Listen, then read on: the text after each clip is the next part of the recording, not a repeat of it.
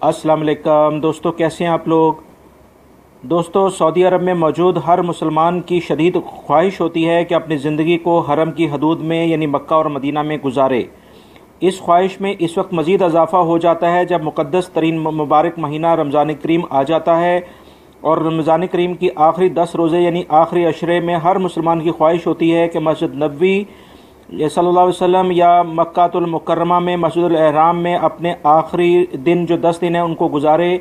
और स्पेशली उनकी कोशिश ये होती है कि एतकाफ़ में बैठकर अपने खालिक हकीकी जो कि उनका हकीकी मालिक है उससे अपने गुनाहों की माफ़ी मांगे।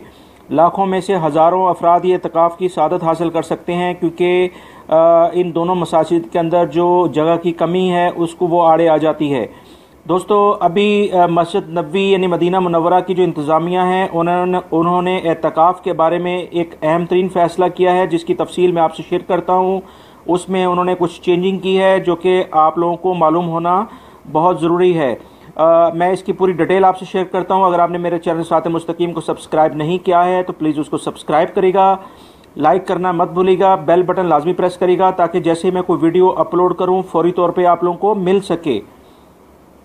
जी दोस्तों, सऊदी हुकूमत ने मदीना मुनव्वरा यानी मस्जिद नबवी सल्लल्लाहु अलैहि वसल्लम में इस साल से एतकाफ़ में बैठने वालों के लिए कुछ अहम फैसले किए हैं कि इस साल से मस्जिद नबवी सल्लल्लाहु अलैहि वसल्लम में एतकाफ़ में बैठने वाले अफराद जो कि बहुत बड़ी तादाद में होते हैं वो सिर्फ़ और सिर्फ मस्जिद नबवी की छत पर उसका इंतज़ाम किया जाएगा और ग्राउंड फ्लोर को सिर्फ़ और सिर्फ नमाजियों के लिए रखा गया है। अब ग्राउंड फ्लोर पर कोई भी फ़र्द एतकाफ़ में बैठने की उसको इजाज़त नहीं होगी। दोस्तों, 15 मई 2018 से इंशाल्लाह रमज़ान करीम शुरू हो रहे हैं, लिहाजा अब जिन भी मुसलमान भाइयों का इरादा एतकाफ़ का है और वो मदीना मुनव्वरा में बैठने का इरादा रखते थे तो उनको चाहिए कि वो अब इस बारे में अपना पहले से इंतज़ाम कर लें क्योंकि सिर्फ मस्जिद नबवी की छत पर ही एतकाफ़ का इंतज़ाम किया जाएगा।